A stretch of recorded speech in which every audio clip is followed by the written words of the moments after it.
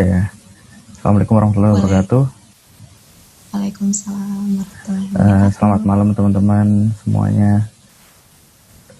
Eh, saya kenalan lagi kali ya. Saya Rio Pradana Manggala Putra, awardee New Zealand Award Scholarship dari New Zealand Aid khusus untuk Asia Tenggara atau ASEAN.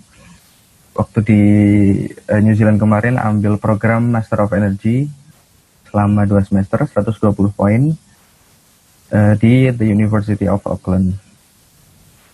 Jadi dari awal 2019 kemarin sampai selesai di akhir 2019 kemarin, bulan Desember kemarin selesai. Bentar, share screen.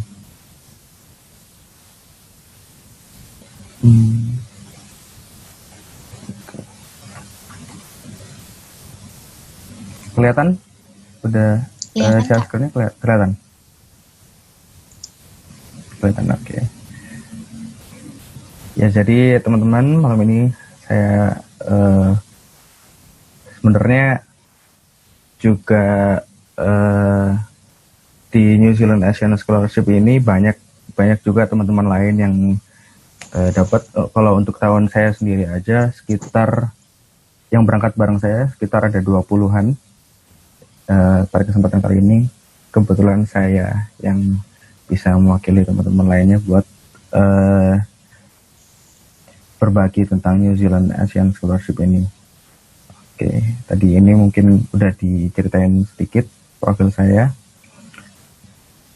What I'm sharing with you today, pertama tentang NZAS itu sendiri, informasi umumnya, kemudian requirements, apa aja yang dibutuhkan untuk bisa mendaftar dan mendapatkan beasiswa tersebut, selection process, tahap-tahap apa aja yang dijalani kalau kalian mendaftar, kemudian tips and tricks, sedikit tips dari saya, dan juga saya juga sempat tanya dari teman-teman yang lain juga, gimana caranya mendaftar dan mendapatkan beasiswa NZAS ini. Kemudian saya akan juga berbagi tentang study in New Zealand dan living in New Zealand. Selain beasiswa itu sendiri, juga tentang kehidupan sehari-hari, kegiatan belajar di sana, dan lain sebagainya. Ntar saya juga ceritakan. Oke, jadi New Zealand Asian Scholarships atau disingkat NZAS diberikan oleh Ministry of Foreign Affairs and Trade Selandia Baru untuk calon mahasiswa dari negara-negara di ASEAN atau Asia Tenggara yang ingin melanjutkan studi jenjang S2 dan S3 di Selandia Baru. Jadi nggak cuman S2 ya, kalau misalnya ada teman-teman sekarang yang teman-teman yang ikut webinar ini sekarang yang udah lulus S2 atau lagi S2 yang udah mulai cari-cari S3, bisa juga mulai cari-cari informasi di Selandia Baru, terutama beasiswa NZAS ini. Jadi tujuannya adalah membekali calon pemimpin berkualitas dengan keahlian dan pengetahuan yang bermanfaat. Ini perlu digarisbawahi bagi negara asalnya. Kalau kita berarti untuk Indonesia. Kenapa? Nanti kita bakal tahu alasannya. Oke, langsung nih. Saya ceritain, saya iming-imingin dulu apa aja yang bakal kalian dapat kalau kalian mendapatkan beasiswa NZAS ini. Pertama tentu biaya kuliah, biaya tuition fee-nya per semesternya. Kemudian biaya hidup yaitu senilai 491 New Zealand dollar per pekan. Itu kalau dirupiahkan mungkin kali 9.000 kali ya, mungkin sekitar 4,8 juta gitu tiap pekan, dan dibayarkan setiap 2 pekan. Kemudian termasuk juga settlement allowance sebesar 3.000 New Zealand dollar. Itu dibayarkan di awal ketika kalian baru nyampe di sana. Jadi ketika kalian setelah diberangkatkan ke sana baru nyampe, sekitar 1 atau 2 hari setelahnya kalian akan dibukakan rekening. Kalau saya kemarin serta teman-teman yang satu angkatan di University of Auckland dibukakan rekening ASB, nama banknya. Di mereka dari pihak NZAS melalui pihak kampus Di kampus itu ada namanya ada perwakilan, semacam ada perwakilan karyawan yang mereka mendampingi mahasiswa-mahasiswa internasional, terutama yang beasiswa, untuk mengurus segala macamnya terkait biaya-biaya ini gitu. Selain biaya hidup, settlement allowance juga ada biaya proofreading dan tutorial. Jadi jangan khawatir kalau misalnya kalian nanti ngerjain tugas, kalau misalnya kalian menemui kesulitan di sana, bisa minta tutorial ke misal ke kelas atau temen yang udah ada di sana lebih dulu, misal setahun di atasnya, atau semester selisih 1 semester yang udah pernah ngambil mata kuliah yang sama. Kalian bisa minta tutorial, dan tutorial ini di sana dihargain, dan kalian harus bayar sebenarnya, dan biaya itu di cover oleh beasiswa. Begitu juga biaya proofreading. Biaya proofreading ini kalian butuhkan untuk nanti tentu karena kuliahnya di New Zealand menggunakan bahasa Inggris, jadi kalian nggak usah khawatir kalau misalnya takut ada grammar atau penulisan yang salah. Selain ada website namanya Grammarly yang akan bisa mempermudah kalian buat proofread, kalian juga diberi biaya proofreading. Dicatatkan kalau nggak salah 1 tahun itu kalau nggak salah sekitar berapa, $200 atau berapa gitu untuk biaya proofreading ini, yang nanti dibayarkan ke proofreader profesional yang tersedia di kampus, biasanya seperti itu. Kemudian juga asuransi kesehatan di New Zealand namanya Student Safe, jadi jangan khawatir. Kemarin waktu saya di New Zealand tuh ada kasus, ya ada beberapa cerita lah tentang teman-teman yang sempat sakit, ada yang kakinya terkilir, ada yang sempat juga dirawat di rumah sakit, rawat inap itu karena tifus kalau nggak salah.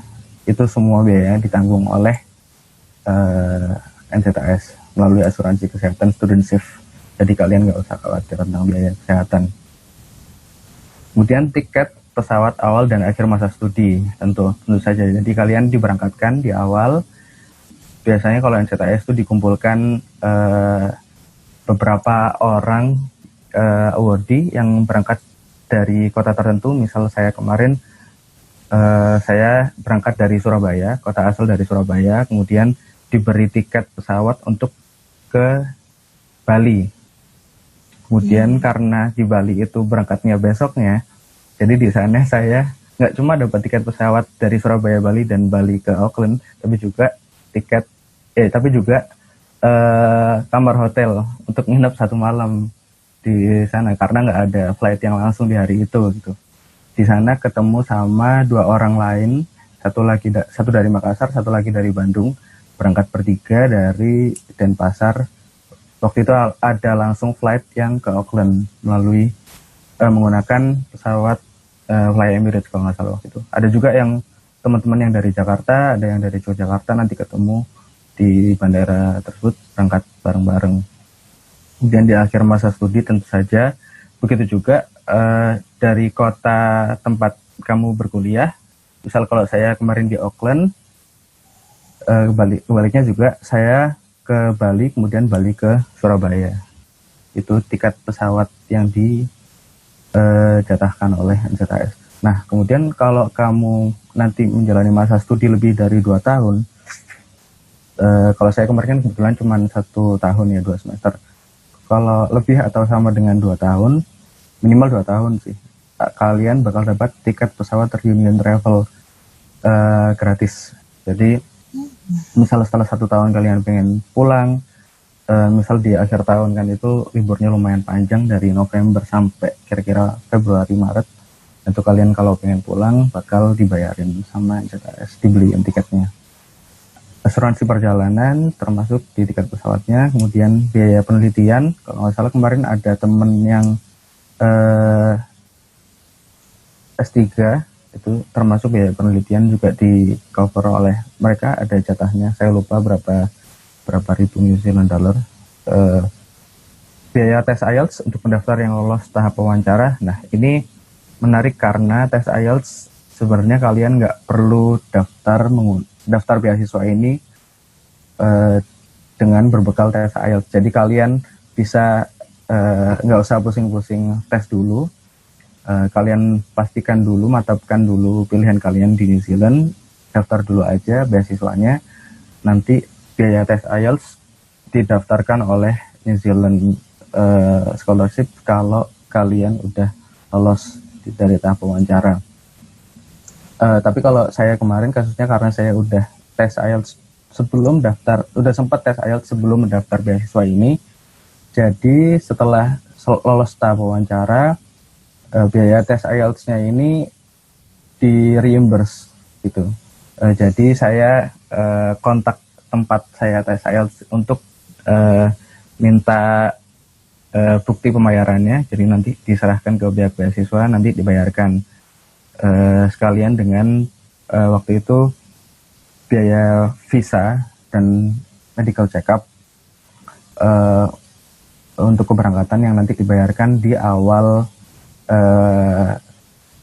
masa studi. Jadi begitu kalian datang, seperti saya ceritain tadi, begitu kalian datang di New Zealand, berapa hari dibukakan rekening, kemudian semua reimbursable settlement allowance itu nanti akan dibayarkan oleh pihak beasiswa. Jadi kalau anak-anak bilangnya kayak mendadak gitu di awal. Jadi tapi di hemat-hemat ya duitnya.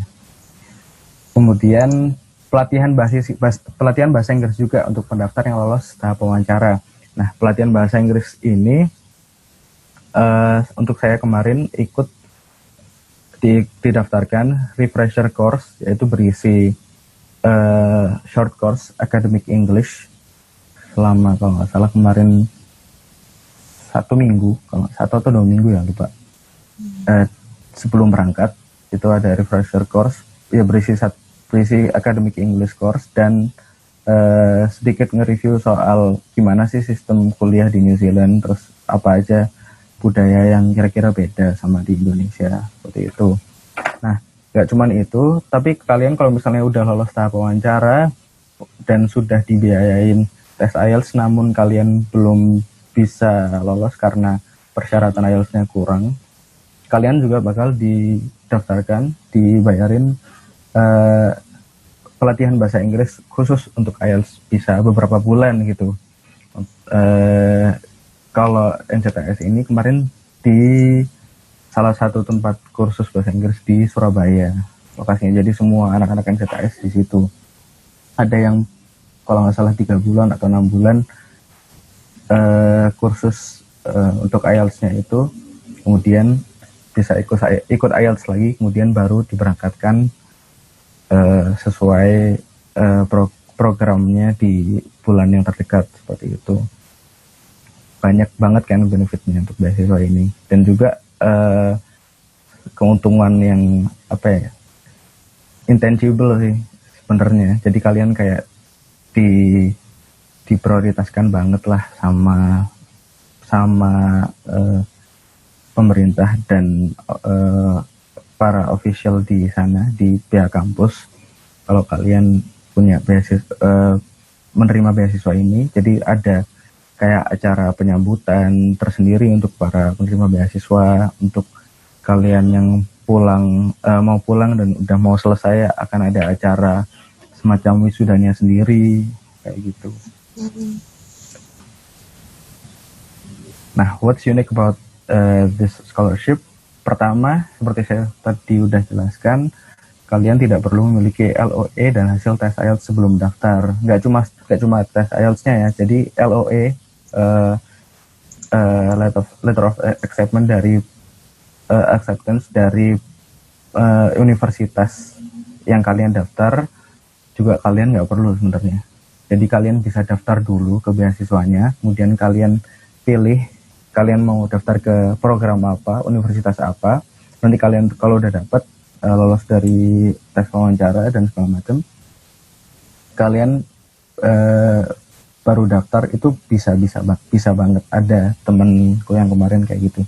Kalau saya sendiri kebetulan kemarin udah dapat LOE dan tes IELTS dulu sebelum daftar beasiswa ini.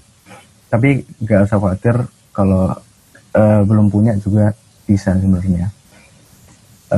Kemudian, nah ini kenapa tadi tujuannya dari New Zealand Scholarship ini adalah yang di awal tadi, membekali calon pemimpin untuk bermanfaat bagi negara asalnya. Kalian nanti setelah setelah selesai dari program studi yang kalian daftar, yang kalian ikuti, kalian wajib ya, di garis bawah ini wajib kembali ke negara asal selama 2 tahun setelah masa studi berakhir. Jadi karena visa studi ini kalian dibayarin sama pihak beasiswa sama pemerintah New Zealand. Jadi sejak 2 minggu setelah submission terakhir tesis, misal kalian ada tesis atau mata kuliah terakhir yang kalian ikuti, ini 2 minggu setelahnya visa itu udah nggak berlaku lagi, udah habis visa studinya. Jadi kalian harus segera pulang dan toh tiket pesawatnya juga dibayarin sama mereka. Jadi dihitung 2 tahun sejak itu kalian baru boleh bekerja atau misal berkuliah lagi di New Zealand, seperti itu.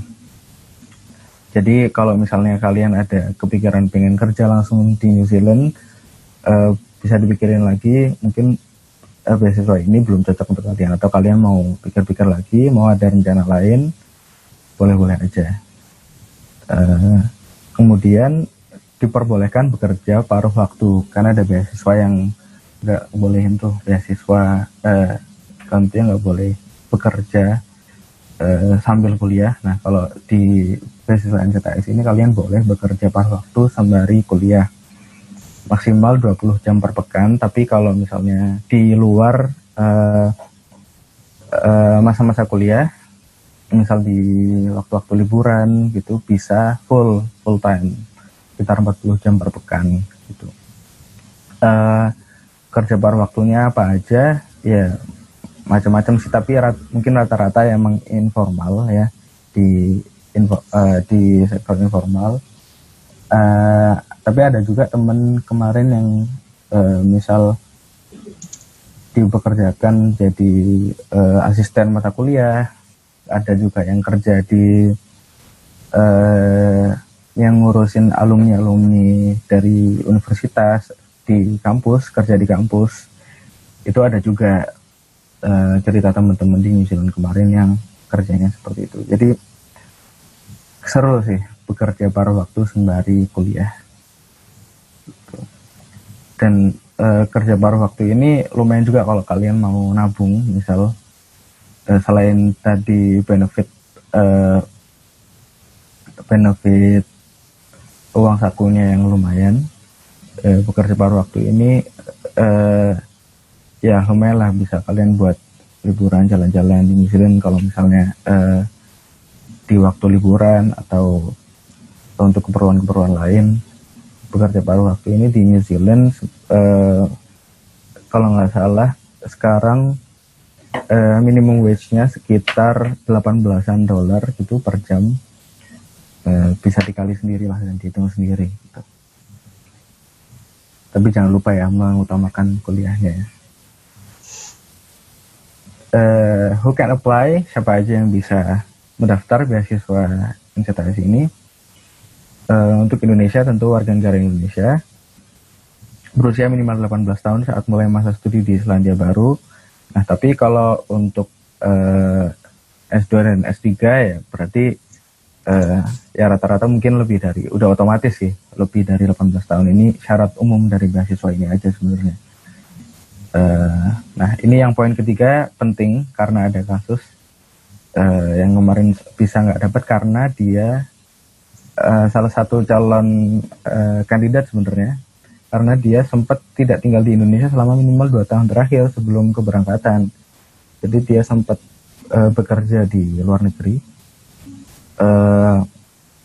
selama beberapa bulan gitu, setahun sebelumnya. Jadi terpaksa banget, jadi tidak eligible lagi untuk bisa dapat beasiswa ini gitu. Jadi kalian catat baik-baik poin ketiga ini. Kemudian memiliki pengalaman kerja yang relevan dengan rencana studi. Ini sebenarnya relevansi ini jadi prioritas, jadi catatan tambahan aja sih buat mereka. Sebenarnya bisa juga nggak relevan, ada juga sih teman yang kemarin seperti itu, cuman mungkin prioritasnya didahulukan untuk pendaftar yang pengalaman kerjanya relevan dengan rencana studi yang diambil, itu selama 12 bulan full time atau 24 bulan part time. Jadi full time ini ada hitungannya, kalau nggak salah full time itu sekitar 40 jam per minggu, part time itu 20 jam per minggu, di bawah 20 jam per minggu, seperti itu. Nanti di form pendaftarannya ada isiannya, kalian bekerja di mana, sebagai apa, kemudian ada hitungannya, ada panduannya kok, kalian sudah bekerja berapa lama dikali kira-kira jam per weeknya, kayak gitu. Nah, kemudian eligibility yang terakhir, bersedia kembali ke Indonesia selama 2 tahun setelah studi berakhir, seperti yang sudah saya ceritakan tadi. Nah, cek apakah kamu eligible untuk mendaftar di link yang ada di sini ya. Mungkin nanti bisa saya bagikan di kolom chat. Langsung aja cek di website tersebut, bisa langsung masukin apakah kalian eligible atau enggak. Nanti ada checklist dan pertanyaan-pertanyaannya kok, gampang isinya. Priority sectors, 5 sektor utama: lingkungan dan perubahan iklim, manajemen risiko bencana, ketahanan pangan dan agrikultur, energi terbarukan. Nah, ini saya di sektor ini, dan good governance yang diprioritaskan untuk mendapatkan beasiswa ini. Langsung ke requirements. Nah, ini requirements lebih ke dokumen-dokumen atau informasi-informasi aja, apa aja yang bisa kalian siapkan untuk mendaftar. Ya, profil secara umum, nama, tanggal lahir, alamat, nomor telepon, email aktif. Nah, ini penting sih, alamat email aktif ini, karena semua informasi mengenai beasiswa ini, pengumuman-pengumuman, kemudian komunikasi dengan pihak beasiswa, komunikasi dengan, nanti ada namanya PT Scope Global Indonesia. Jadi itu adalah kontraktor di Indonesia yang dipercayai oleh pihak pemerintah Selandia Baru untuk mengurusi beasiswa ini, berhubungan dengan para kandidat yang akan berangkat.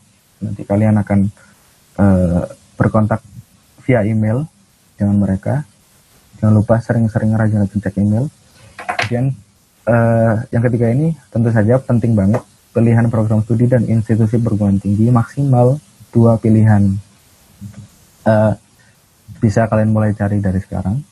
Nah, kemudian nomor 4, deskripsikan hubungan antara pilihan kalian dengan sektor prioritas yang disarankan. Nah, sektor prioritasnya yang tadi ini yang sudah saya jelaskan. Daftar pendidikan yang telah ditempuh, riwayat pendidikan kalian, daftar penghargaan yang pernah diraih, misal kalian pernah menang lomba atau kalian pernah publikasi artikel, paper atau segala macam. Siapin semua informasi ya, apa aja yang pernah, informasinya yang kalian pernah raih, pernah dapatkan. Nanti bisa dilengkapi informasinya di sana. Detail pengalaman kerja dan hubungannya dengan program studi pilihan. Nah, tadi yang seperti yang saya jelaskan tadi, pengalaman kerja dan juga nanti ada jam kerjanya yang sudah pernah kalian jalani, dan itu penting sih. Jadi, jumlah jam kerjanya itu menjadi salah satu prioritas juga untuk mereka memilih para kandidat. Keahlian dan pengetahuan yang ingin didapat dari program studi pilihan, itu isian berupa esai, pertanyaan yang bisa kalian isi gitu. Kemudian pertanyaan mengenai bagaimana sih keahlian dan pengetahuan tersebut penting dalam pembangunan sosial dan ekonomi Indonesia. Ini penting juga karena mengingat tadi beasiswa ini dibuat tujuannya untuk mencari dan membentuk pemimpin yang akan berkontribusi untuk pembangunan Indonesia. Nah, 9, 10, 11 ini deskripsi situasi, kayak kalian cerita skenario, cerita yang pernah kalian alami tentang ya masalah yang pernah kalian hadapi dan solusinya. Kemudian mungkin kalian pernah, nomor 10 ini kalian pernah bekerja sama dengan orang lain di lingkungan kerja, atau mungkin kalian yang pernah mengikuti organisasi di kampus menemukan suatu masalah dengan orang lain gitu, karena penting juga nanti di di New Zealand nanti ya kalian menghadapi situasi yang serupa mungkin, tapi dengan orang-orang baru gitu, orang-orang yang nggak cuma orang Indonesia sesama penerima beasiswa atau sama mahasiswa aja, mungkin dengan orang lain, dengan orang lokal juga. Itu kemampuan berkomunikasi kalian juga tentu penting untuk bisa bertahan, survive di sana gitu. Deskripsikan situasi tentang pengalaman bekerja keras untuk mencapai tujuan. Itu aja, karena di New Zealand, sebenarnya di negara apapun, termasuk di Indonesia juga, mungkin di luar negeri kondisinya pasti beda sih. Kalian menghadapi perkuliahan, situasi perkuliahan, kalian mengerjakan tugas, tesis mungkin, atau riset. Bagaimana sih kalian self determination kalian, bagaimana kalian bisa bekerja keras untuk mencapai tujuan yang mungkin pernah kalian lakukan selama ini. Itu nanti ceritakan aja. Kalian bisa mulai pikirin, catat atau coret-coret dari sekarang semua pertanyaan-pertanyaan jawaban ini yang saya bagikan ini. Nomor 12 dan 13 lebih ke bagaimana alasan kalian kenapa sih milih negara Selandia Barunya untuk belajar. Dan nomor 13 ini tantangan yang mungkin didapat saat menjadi mahasiswa baru di New Zealand dan bagaimana cara menyelesaikannya. Nah, ini sedikit bocoran. Biasanya sih jawaban nomor 13 ini ya terkait bahasa dan cuaca sih. Itu sih kalau misalnya orang Indonesia yang biasanya tantangan bagi orang Indonesia yang biasanya temukan untuk belajar di Selandia Baru biasanya berkisar tentang dua hal itu. Syarat-syarat lain, dokumen kopi ijazah dan transkrip akademik, dan juga terjemahannya dalam bahasa Inggris, terjemahan resminya. Nah, yang di poin C ini kalian tidak perlu mempersiapkan dokumen berikut saat mengisi formulir di awal. Ada legalisernya, ijazah dan transkrip akademik. Hasil tes bahasa Inggris yang seperti saya udah jelasin tadi, kalian nggak perlu tes IELTS dulu. Kopi akta kelahiran, paspor dan KTP juga nggak perlu di awal. Visa studi kalian nggak perlu bikin dulu di awal, karena nanti mereka yang akan bikinin kalau kalian lolos. Letter of acceptance dari perguruan tinggi tujuan kalian nggak perlu, karena nanti kalau kalian lolos kalian akan dipermudah untuk mendaftar. Kemudian konfirmasi dari pembimbing untuk mendaftar beasiswa PhD atau S3 kalian juga nggak perlu di awal. 10 menit lagi ya Kak. Oke. Selection proses biasanya mulai di bulan Februari sampai sekitaran Oktober. Kalau saya kemarin Februari mulai mengisi formulir pendaftaran online, screening awal berdasarkan kriteria eligibility. Sebenarnya kalian sudah bisa melakukan screening sendiri melalui kriteria yang tadi di awal, melalui link yang tadi saya bagikan. Kemudian, nomor 3 ini email dari panitia seleksi, kalian bisa mengikuti tes psikometri, abstract reasoning test, dan personality test yang linknya nanti akan dibagikan melalui email. Nah, jangan lupa untuk cek emailnya. Email undangan untuk mengikuti sesi wawancara. Sesi wawancaranya di Jakarta. Yang lolos ke tahap berikutnya setelah wawancara dibiayai untuk mengambil tes IELTS.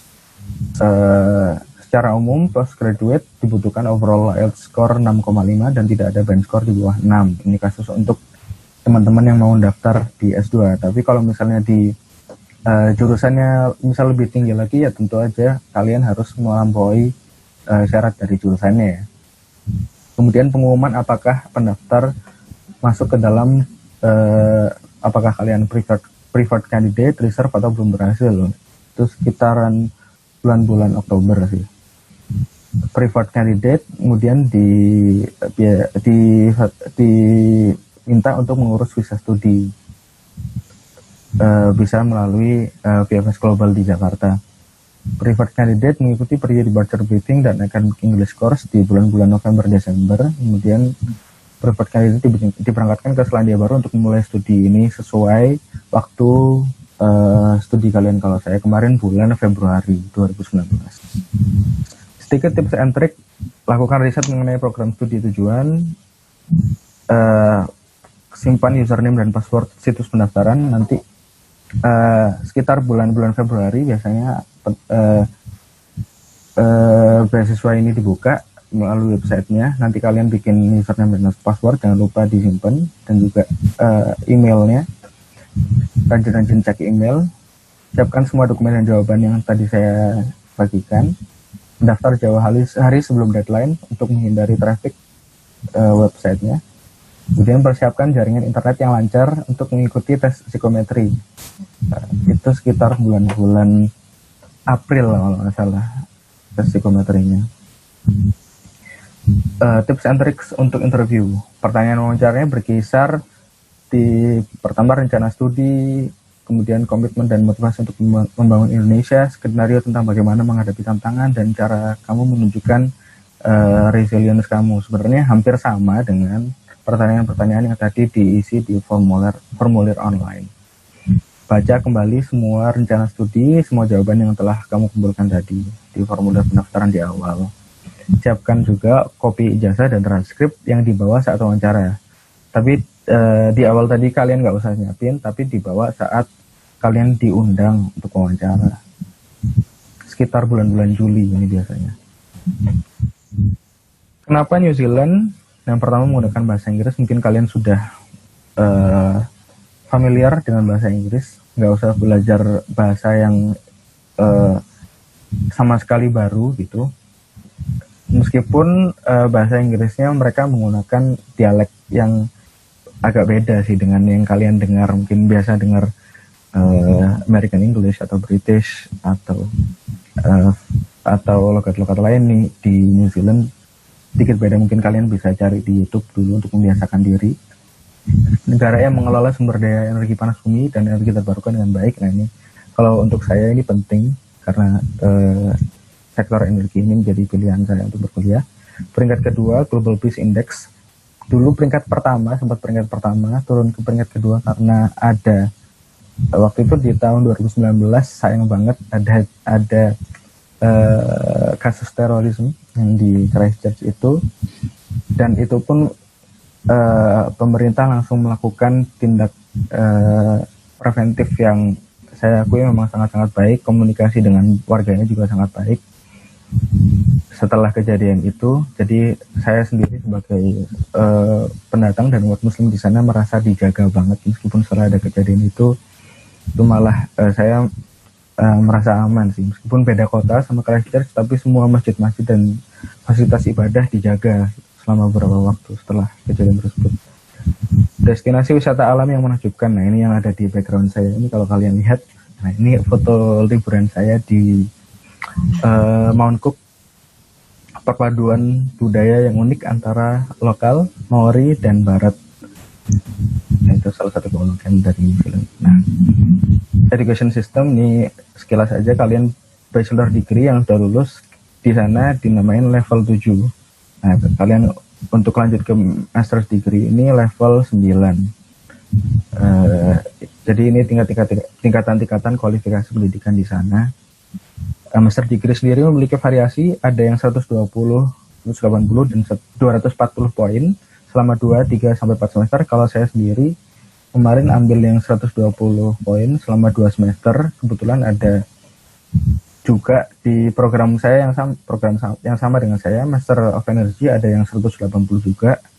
Ada teman saya yang sekarang masih di sana, 240 poin, 4 semester itu di program kalau nggak salah urban planning, dan juga ada yang di development study itu 240 poin selama 2 tahun. Itu yang bisa dapat reunion travel yang tadi saya jelasin. Sama seperti di Indonesia, setiap program studi memiliki mata kuliah wajib serta pilihan yang bisa kalian konsultasikan dengan penanggung jawab program studi. Nah ini ada 8 universitas yang bisa dipilih untuk mendaftar NZAS ini. Kalau saya kemarin di The University of Auckland, New Zealand yang kiri atas. Logonya di kiri atas ini di kota Auckland. Di Auckland sendiri ada AUT, Auckland University of Technology juga, dan juga Massey University, salah satu cabangnya ada di Auckland. Ada pilihan-pilihan yang lain juga. Dan teman-teman yang lain kemarin yang berangkat bareng dengan saya ke New Zealand ada juga yang banyak juga yang di university yang lain, seperti di Wellington banyak juga, di Waikato ada juga, di Otago ada juga, di AUT yang ada juga, Massey ada juga. Jadi pilihannya ada 8 ini di New Zealand. Untuk program yang saya ambil sendiri, Master of Energy di University of Auckland, 120 poin. Course yang saya ambil Energy Technology, Energy Resources, Research Project. Research Project ini ada 45 poin sendiri, diambil di semester akhir, tapi bisa mulai dikerjakan mulai awal. Kemudian saya ngambil mata kuliah pilihan Energy Economics, Industrial Organization, pilihan mata kuliah bisnis, dan geosearch tentang waktu itu saya ngambil ini tentang bencana alam. Jadi ada mata kuliah tentang bencana alam dan bisa ikut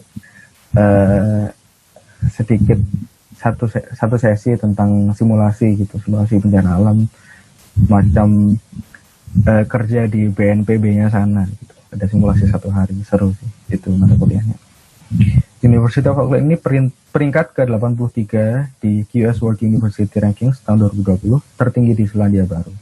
Untuk Times Higher Education University Impact Rankings, dia peringkat pertama. Peringkat ini menunjukkan dampak dan kontribusinya dalam Sustainable Development Goals atau SDG. Gimana sih living in New Zealand? Nah, ini tips-tips ini untuk mencari tempat tinggal. Ini kalian kalau misalnya dapat beasiswa, amin, bisa kalian langsung menghubungi PPI setempat, kemudian gunakan situs web seperti TradeMe atau Facebook Marketplace. Mereka di New Zealand menggunakan 2 website ini. TradeMe itu seperti online marketplace. Kalau di sini mungkin sebut merek dikit, Bukalapak atau Tokopedia seperti itu. Facebook Marketplace mereka sering banget menggunakan Facebook, bahkan untuk sehari-hari, keperluan sehari-hari, chatting segala macam, mereka banyak menggunakan Facebook. Nah, pertimbangkan jarak dengan kampus dan tempat-tempat penting lain di kota kalian, dan juga perhatikan insulasinya karena di musim dingin bakal dingin banget. Kalau di Auckland sendiri sebenarnya nggak terlalu dingin, tapi bisa sampai 6 derajat sih paling rendah kalau di dini hari. Ya kalau makin selatan tentunya makin dingin. Di Auckland sampai 6, belum ada salju sih, tapi ya lumayan. Perlu pakai heater dan segala macam. Jadi insulasi ini penting juga. Koneksi internet, tentu biaya listrik ada yang termasuk atau enggak. Kemudian fasilitas lain di tempat tinggalnya, apakah ada mesin cuci, dapur, dan lain-lain. Nah, kalau kalian memutuskan booking tempat tinggal sejak di Indonesia, apakah itu apartemen, apakah itu dorm, fasilitas kampus, dan lain-lain, siapkan uang terlebih dahulu di awal untuk membayarkan bond dan uang sewa awal. Ya, ini jumlahnya agak besar sih, meskipun nantinya akan di-cover oleh beasiswa begitu kalian nyampe di sana, tapi kalian harus nyiapin uang itu di awal dulu gitu. Nah, kalian juga bisa menyewa Airbnb untuk beberapa waktu sembari kalian mencari tempat tinggal permanen di sana. Jadi bisa sambil cari-cari di sana tempat tinggal yang cocok. Kalau kalian belum booking dari Indonesia, kalian bisa sewa Airbnb untuk beberapa hari. Sedikit cerita tentang academic life sehari-hari berkuliah di sana. Ini kanan ini potongan kecil kampus saya, University of Auckland. Perkuliahan semester pertama di bulan Maret hingga awal Juli ada mid semester break ini yang mungkin di Indonesia nggak ada ya. 2 minggu loh ini mid semester breaknya. Kebetulan bertepatan dengan libur Easter atau Paskah di pertengahan April ini. Biasanya ini musim kayaknya masih panas sih ini. panas menuju ke gugur. Di pertengahan April bisa jalan-jalan di sini. Semester kedua di bulan Juli akhir hingga pertengahan November. Ada juga mid break di pertengahan September selama 2 minggu. Nah, ini situs web akademiknya tersistem dengan rapi banget untuk di kampus saya di University of Auckland, meliputi semua jadwal perkuliahan, materi, rekaman kuliah. Misalnya kalian nggak sempat ikut kuliahnya untuk keperluan lain, ada rekaman kuliahnya. Rekaman kuliahnya ada audio, dan juga untuk di ruangan-ruangan tertentu bisa direkam juga videonya yang ditampilkan di layar, slide presentasinya, deskripsi tugas, hingga fasilitas untuk berdiskusi dengan dosen dan semua mahasiswa itu ada semua di situs web akademiknya. Jadi kalian nanti akan diajarin gimana caranya untuk menggunakan sistemnya. Semua tugas dikumpulkan secara online melalui situs tadi, tapi ada juga beberapa prodi yang membutuhkan tugas cetak untuk dikumpulkan. Saya kemarin bahkan sampai research project atau tesis di akhir itu juga dikumpulkan secara online, jadi nggak harus jilid gitu seperti di Indonesia. Kemarin seperti itu. Lagi ya, Kak? Berapa? 3 menit lagi ya. Oke. Academic integrity sangat dijunjung tinggi, plagiarisme dicegah menggunakan fitur turn it in. Jadi jangan coba-coba kalian buat copy paste tugas dari misal kakak kelas atau teman kalian ya, kalau misalnya berkuliah di sana. Untuk ujian sendiri juga dilakukan dengan prosedur peraturan yang ketat. Kemarin ada kasus waktu saya sempat salah satu ujian, ada handphone yang bunyi pun meskipun udah ditaruh di depan handphonenya di tas di bagian depan kelas. Jadi ya sempat diusut lah, kalian harus ngambil handphonenya di ruang tertutup. Dosen sangat terbuka untuk diskusi. Biasakan berkirim email dengan mereka untuk mengatur appointment. Jadi biasanya via email sih ya, untuk berdiskusi dengan dosen. Tapi kalau misalnya dosennya terbuka, kadang-kadang bisa lewat chat juga gitu. Untuk mengatur appointment, kalian misal pengen diskusi atau konsultasi tentang tugas, konsultasi tentang tesis atau research, kalian bisa janjian aja dengan dosen yang bersangkutan. Jadi jangan sungkan-sungkan dengan dosen, asal tujuan kalian jelas dan kalian nggak berniat menghabiskan waktu dosen tersebut. Nah, itu kalian sangat dibuka kesempatannya untuk berdiskusi dengan mereka. Ini sedikit pengalaman dikit kerja paruh waktu saya di gudang clothing line wanita. Di sana ini sharing dikit lah kegiatan non akademik di sana. Di tempat ini biasanya selama 10-20 jam lah per minggunya biasanya saya kerja di sini. Lumayan ketemu dengan orang-orang selain mahasiswa di sini. Nah, ini di Auckland, jalan-jalan kiri ini Albert Park dekat kampus, di belakang kampus banget. Ini patung Queen Victoria. Biasanya patung Queen Victoria ini ada sih di setiap kota di New Zealand, tapi belum yang dekat dengan kampus. Foto kedua ini ada salah satu record store, karena saya suka musik ya, jalan-jalan di sana. Salah satu hiburannya ini nonton konser juga kadang-kadang. Kanan ini Mount Eden, salah satu bukit atau bukit vulkanik sih di kota. Di Auckland itu banyak sekali gunung-gunung vulkanik yang pendek sih. Ini Lebaran sama teman-teman di sana. Komunitas Muslim di Indonesia saya kaget ternyata banyak banget, rame. Hampir tiap minggu Ramadan itu ada buka puasa bersama. Ini situasi saat Lebaran tahun 2019 lalu. Sama juga kayak di Indonesia, sempat ada sedikit perdebatan mengenai harinya. Kalau tahun lalu malah jadinya satu hari setelah Indonesia, telat 1 hari bedanya Idul Fitrinya dengan Indonesia. Ini sempat saya ke Wellington di KBRI merayakan 17 Agustus, ikut upacara dan masuk ke KBRI-nya. Ini berfoto sama teman-teman dari Auckland. Kita berangkat bareng dari Auckland naik bis untuk bela-belain ikut upacara 17-an. Kebetulan karena waktu itu 17 Agustusnya hari Sabtu, bisa ketemu dan foto dengan Pak Tanto Yahya juga yang sampai sekarang masih jadi duta besar untuk Selandia Baru dan beberapa negara lainnya di Pasifik. Ini waktu trip di bulan April 2019 ke Coromandel, mau nganui di kanan ini. Coromandel ini yang kiri. Kalau kalian pernah nonton film Narnia, ini Cathedral Cove, salah satu tempat syutingnya Narnia. Ini di kota Wellington. Ini Wellington Sign, sama kayak di niru-niru kayak di Hollywood gitu sih ceritanya. Yang bawah ini, atas ini di kiri atas ini di Mount Victoria. Belakangnya ini ke pemandangan kota Wellingtonnya. Di kanan ini ada di salah satu museum yang bagus banget, namanya Te Papa Museum nasionalnya gitu. Kalau di sini mungkin Museum Gajah ya kayak di Jakarta. Ini salah satu instalasi waktu itu pameran khusus tentang perangnya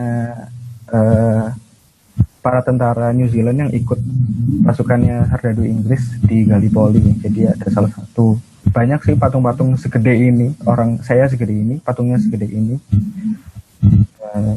Salah satu museum yang keren sih pernah saya datangin, dan ini gratis. Ini di South Island 3 foto ini. Kiri di Arthur Pass, di tengah ini kalau nggak salah di sekitaran Queenstown, saya lupa persisnya. Di kanan ini di Queenstown ada ice bar, bayar sih masuk ke dalamnya. Berapa derajat ya kalau nggak salah, ini di dalam ini kayak kalian kayak masuk ke freezer gitu. Udah, itu sedikit cerita sharing dari saya tentang beasiswa NCTS-nya sendiri dan pengalaman akademik dan non akademik saya. Terima kasih, kalau ada yang ditanyakan silahkan. Saya kembalikan ke Maria. Luar biasa ya, kayak kita ikut journey-nya Karyo nih, dari mulai persiapan IELTS sampai diceritain juga bahwa daftar IELTS-nya itu juga bisa dibayarin kayak gitu ya. Terus ada pelatihan basic Inggris juga. Kemudian tadi ada juga LOE gitu ya. Kemudian ada juga cerita bagaimana pengalaman studi dan juga pengalaman kerja di sana. Jadi teman-teman bisa dapat gambaran yang sangat luas banget ya untuk tinggal dan studi di New Zealand seperti itu. Oke Kak, kita sebelum masuk ke sesi Q&A ada break sejenak. Mungkin Kak Rio sebentar gitu ya. Silakan gitu. Suaranya kecil ya. Sekarang gimana? Udah lebih jelas teman-teman semua? Udah. Jelas ya? Halo? Dari sini sih udah. Saya kecil, mungkin dites lagi kecil juga sih, fitur audio yang di sana ya teman-teman ya. Oke. Di sini lagi sunyi-sunyi aja sih ya. Kalau agak berisik, aku juga bingung kenapa berisik ya.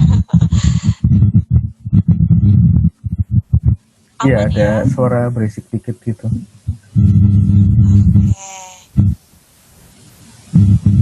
Oke, suaranya nggak segede biasanya ya. Kenapa ya? Coba kita cek-cek dulu sedikit ya. Udah aman sekarang teman-teman semua?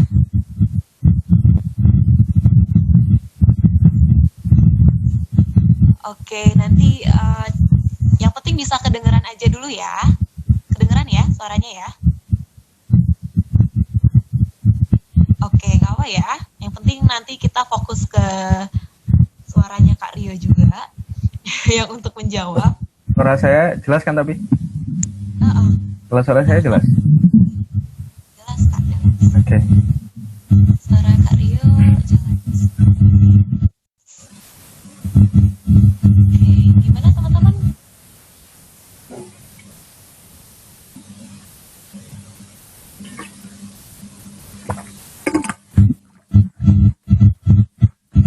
Halo?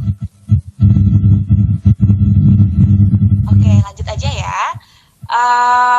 Jadi kan kemarin banyak banget nih ya teman-teman untuk yang udah post story kegiatan kita. Nah jangan lupa juga tetap post sesi tadi ya, sharing sama Q&A-nya juga dengan Kak Rio, dan nanti semua story yang bagus-bagus pastinya akan di-repost ya sama Kobi Education, dan juga intinya tim Kobi akan men-screenshot setiap harinya. Nanti di hari ke-7 setelah acara ini Bagi 3 orang yang beruntung, tim Kobi akan hubungi via DM. Jadi 3 yang terbaik untuk actionnya dan bagaimana ngepostnya akan mendapatkan hadiah, yaitu bonus ya 100.000 untuk program IELTS di Kobi. Nah, jadi jangan lupa untuk share acara ini seperti itu ya.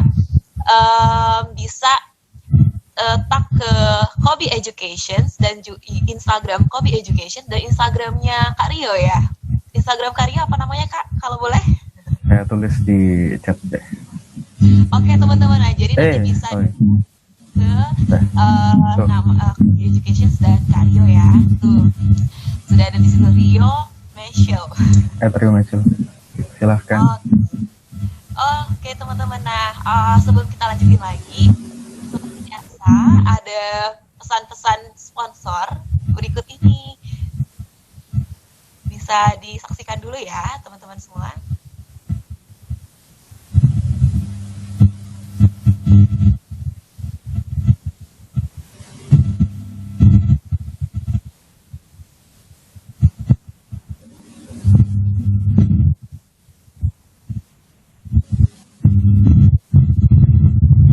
Sembari menunggu ya pesan-pesan videonya, diingatkan ya teman-teman, jangan lupa di post dan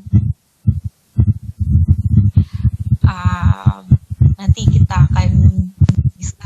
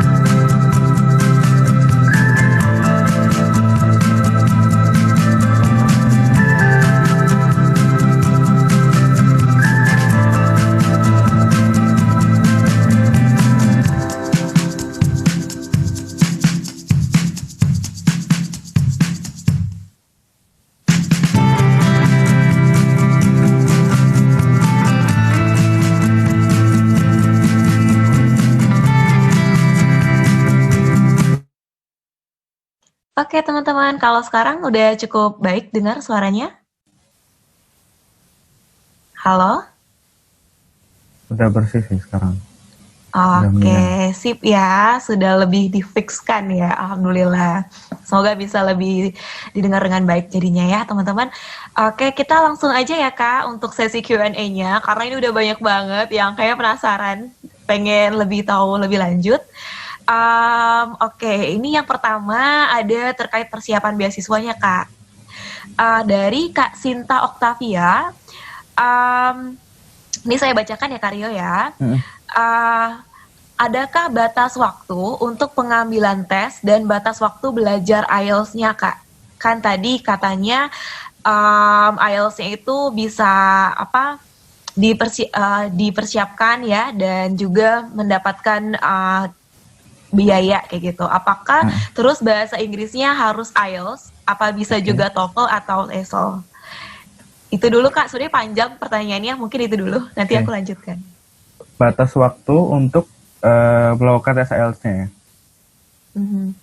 Yang pertama, jadi seperti saya udah ceritakan tadi, tes IELTS ini pertama kalian nggak perlu tes dulu di awal sebelum mendaftar.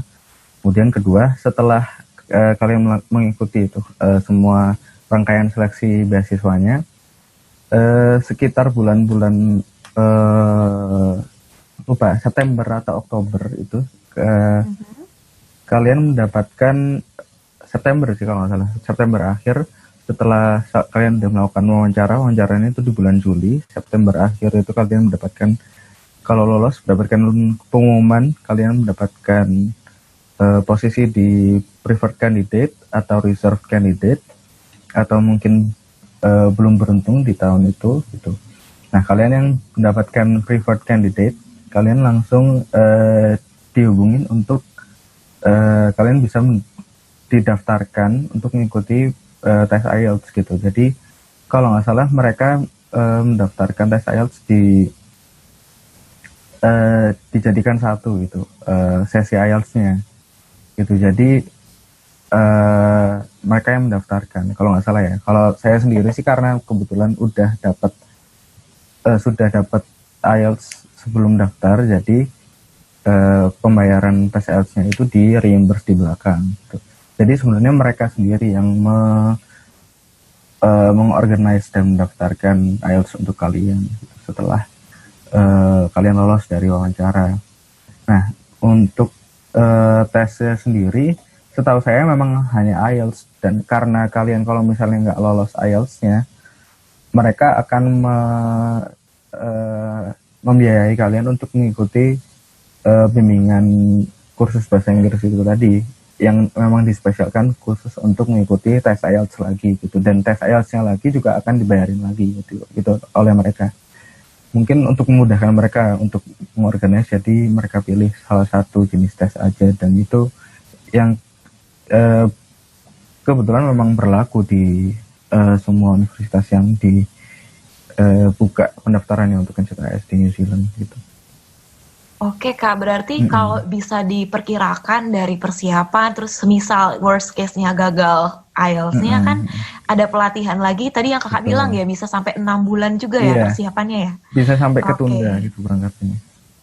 Oh, jadi bisa ketunda 1 tahun ke depan, tapi tetap bisa dibayarin ya Kak, beasiswanya masih tetap ya? Bisa dong, bisa.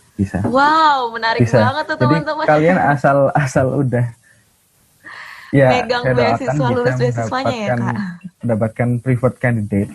Nah itu kalian udah dapet tiket sih. Tinggal ya jalan kalian mulus atau enggak di IELTS atau di visanya. Cuma ini sharing sedikit ya. Emang agak deg-degan sih, terutama di visa gitu. Jadi untuk beberapa kasus, jadi ada yang visanya belum keluar sampai berapa minggu sebelum keberangkatan gitu. Tapi ini kasus di tahun saya di 2018 akhir sih, sebelum berangkat di awal 2019. Paling di situ aja sih, dan itu pun kalian juga pasti bakal dipermudah sama pihak pemerintah Selandia Barunya untuk dapat visa studi. Jadi kalian pasti dapat. Kalau kalian udah eligible untuk daftar dan dapat, kalian udah memenuhi semua kriterianya, udah lolos seleksi hingga tahap wawancara, tinggal kalian bisa membuktikannya dengan lolos IELTS atau enggak. Dan kalau kalian belum beruntung pun, kalian akan dibiayai untuk mengikuti bimbingan bahasa Inggrisnya gitu. Oke teman-teman, jadi itu ya IELTS tuh golden tiketnya ya. Jadi harus disiapkan dengan baik ya Kak ya. Tuh bisa banget tuh disiapin juga dengan Kobe Education seperti itu ya. Lebih aman juga sih kalau misalnya udah dapat IELTS di awal, udah memenuhi persyaratan dari beasiswanya dan maupun dari jurusannya, kalian daftar itu udah dikit lega lah, jadi nggak usah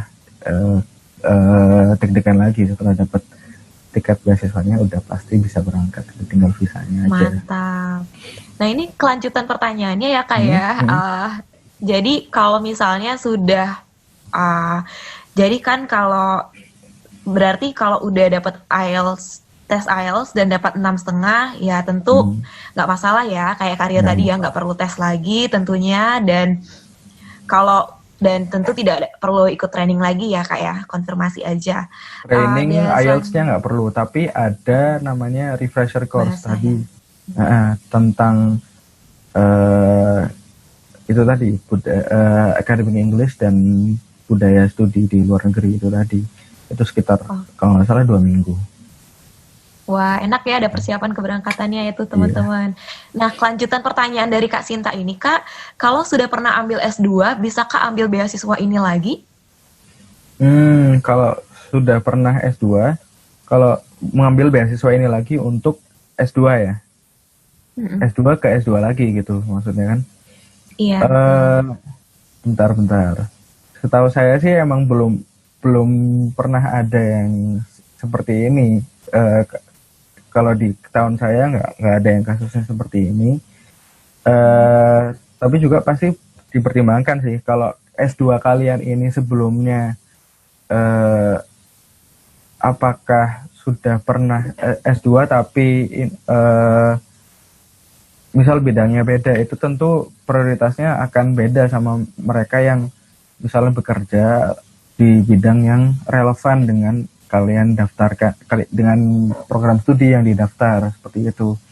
Kalau misalnya ambil S2 kemudian S2 lagi, biasanya sih ya kan bidangnya beda ya, kalau setahu saya. Nah itu mungkin jadi pertimbangan tersendiri di MCTS, tapi sejauh yang saya baca itu gak ada persyaratannya sih. Mungkin kalau teman-teman ada yang sudah pernah baca dan pendapat saya ini salah, mungkin bisa dikoreksi, tapi saya buka-buka websitenya dan saya menurut pengalaman saya dan teman-teman saya yang seangkatan itu sih belum ada yang kasusnya seperti itu. Gitu. Nanti mungkin bisa saya jawab nyusul ya, saya tanyain lagi ke teman-teman atau saya cari lagi informasinya. Bisa banget. Oke Kak, kita lanjut ke pertanyaan selanjutnya. Ini banyak yang nanyain nih Kak, banyak pertanyaan yang mirip tentang pengalaman kerja kalau jadi fresh graduate. Jadi dari Kak Rahmi Mawardi, apakah kuliah kerja nyata, praktik kerja lapangan, asisten praktikum, atau volunteering juga bisa dihitung dalam jam kerja jika seorang fresh graduate yang ingin mendaftar beasiswa ini? Bisa banget, karena itu kasus saya. Wah. Jadi kalau kalian perhatiin dari awal tadi, saya lulus kuliah S1 itu di tahun 2017, di bulan Juli. Jadi pengalaman kerja di masa-masa di kampus juga saya masukkan ke formulir pendaftaran beasiswa MCTS ini. Pengalaman bekerja di misal jadi asisten mata kuliah, asisten lab gitu, pengalaman magang, pengalaman kerja, mungkin ikut proyek dosen gitu, yang macam-macam lah pengalaman kalian kerja di kampus. Atau meskipun itu nggak relevan sama pendidikan kalian, ya kalian masukin aja untuk memenuhi syarat minimal jam kerja itu. Sebenarnya sih saya agak deg-degan juga sih ini bisa masuk atau enggak. Meskipun jam kerjanya kalau dihitung-hitung udah memenuhi persyaratan itu gitu. Tapi bisa banget karena contohnya ya saya ini gitu. 2017 pertengahan saya lulus S1, di 2019 awal saya berangkat untuk S2 melalui beasiswa ini. Jadi jawabannya bisa. Wow, bisa banget. Jadi mungkin bagi teman-teman yang di sini masih belum selesai studinya ya, bisa disiapkan ya, apalagi kalau juga memenuhi prioritas studi yang sudah dipaparkan oleh Kak Rio tentunya ya. Nah, ini masih terkait persyaratan pengalaman kerja Kak, pertanyaannya dari Kak Zaki Fikri. Pengalaman kerja apakah perlu tanda tangan atau stempel dari perusahaan bersangkutan? Jika iya, apakah form dengan tanda tangan perusahaan tersebut bisa digunakan untuk mendaftar beasiswa di tahun depan jika tidak lolos tahun tersebut? Jawabannya nggak perlu. Hmm. Jawabannya nggak perlu. Tapi mungkin dan juga kayak biasanya di beasiswa lain recommendation letter dari dosen di kampus atau dari atasan, ada kan beasiswa yang perlu recommendation letter, itu juga nggak perlu sih. Oh, Di pengalaman saya di waktu pendaftar di 2018 lalu itu nggak perlu. Tapi mungkin untuk kasus-kasus tertentu bisa aja beasiswa kan cross check ke perusahaan tempat kamu kerja atau kampus tempat kamu berkuliah, itu bisa aja. Tapi untuk surat-surat yang seperti itu nggak diminta oleh mereka. Jadi sebenarnya ada banyak kemudahan ya Kak dari persiapan Bener, berkas bener kayak sih. tadi IELTS juga nggak harus, LOE enggak, terus Enggak. tapi nanti juga ada bimbingannya juga. Luar biasa banget ya beasiswa ini. Aku juga banyak info Iya. baru nih dari beasiswa ini sendiri dan semoga teman-teman juga tentunya pastinya ya. Oke Kak, kalau ini ada terkait biaya kuliah pertanyaannya. Mungkin ini agak penasaran dan agak spesifik pertanyaannya dari Kak Adi Bintang Pradana. Apakah biaya kuliah yang di cover ini ada batasnya? Misalnya NZS ini hanya mengcover 2000 New Zealand dollar, sedangkan biaya kuliahnya 25.000 seperti itu. Nggak ada. Selama prodi yang kalian daftar ada di 8 universitas itu tadi, ya karena emang universitas perguruan tingginya itu di New Zealand ya itu untuk program studi S2 dan S3 itu semua bisa didaftar. Oke. Semua bisa didaftar dan kalau kalian dapat ya bakal dibayarin sesuai tuition fee program studi yang bersangkutan. Oke Kak, itu ya jadi teman-teman udah jelas ya. Jadi daftar kalau udah sesuai dengan programnya, jadi aman gitu. Aman. Nah, oke Kak. Nah ini ada tentang program studi ketika ini udah masuk ke perkuliahan ya Kak ya. Dari Kak Agisa Prawesti, thank you for the informative talk Kak, katanya. Mau nanya, apakah program studi yang dipilih itu mostly harus spesifik dengan sektor-sektor yang diinginkan dari beasiswa tadi, atau masih ada kemungkinan apabila di luar bidang sektor tersebut? Untuk gini, saya share aja sih. Kalau misalnya pertanyaannya bisa atau enggak, itu tentu hak prerogatifnya pihak beasiswa. Tapi mungkin saya share aja beberapa jurusan teman-teman yang berangkat seangkatan sama saya. Jadi kalau di University of Auckland sendiri, teman-teman saya itu ada yang kuliah di jurusan saya Master of Energy, ada juga di Transportation, ada yang di Construction Management, ada yang di Urban Planning, ada yang ada yang untuk NZS itu ada yang di Wellington, ada yang di Government, ada yang di University of Auckland, di kampus saya ada juga di Business, di University of Otago Dunedin itu bisnis juga. Bisnis sendiri sebenarnya kan nggak spesifik di bidang yang 5 tadi kan sebenarnya. Kalau misalnya kalian ingat-ingat tadi ada tentang lingkungan, ada tentang energi, ada tentang good governance, policy, ada tentang kebencanaan. Oh ya, ada juga teman yang belajar tentang manajemen bencana alam di University of Auckland. Nah, tapi ada juga teman yang belajar tentang bisnis gitu. Bisnis dan dia spesifik kalau nggak salah tentang e-commerce, dia risetnya. Nah, itu kan sebenarnya kalau dilihat dari 5 bidang tadi, sebenarnya nggak spesifik, tapi mungkin ketika kalian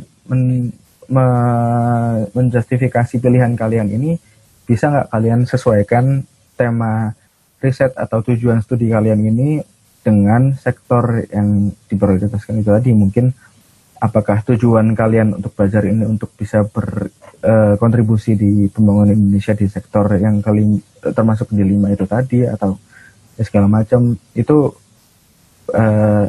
bisa banget sih. Ada juga teman yang di kalau nggak salah dulu S1-nya itu di eh, kalau nggak salah ilmu komputer, kalau nggak salah di sekarang S2-nya di computer studies sih, sama sih, computer studies. Itu ada juga kan sebenarnya kan kalau dilihat judul program studinya sendiri kan nggak nyambung banget dengan yang 5 itu tadi, tapi mungkin cara dia menjustifikasi atau mendefend pilihan studinya atau tujuan studinya dia atau judul risetnya yang ingin dia lakukan atau mungkin juga bidang karirnya di mana dia menggunakan skill yang dia dapatkan dari mata kuliah di program studi yang dia daftarkan itu bisa masuk ke bidang prioritas itu tadi. Tapi untuk apakah itu bisa atau enggak, tentunya itu keputusan dari pihak beasiswa ya. Tapi saya ceritakan itu aja. Kalau misalnya ada kaitannya seperti itu ya Kak ya, bisa jadi ya. Bisa jadi. Coba ya teman-teman dicoba gitu ya, coba dilihat. Sebenarnya bisa kalian untuk lima sektor itu tadi kan sektor secara umum, tapi untuk detailnya kalian bisa cek sih di website NZAS-nya.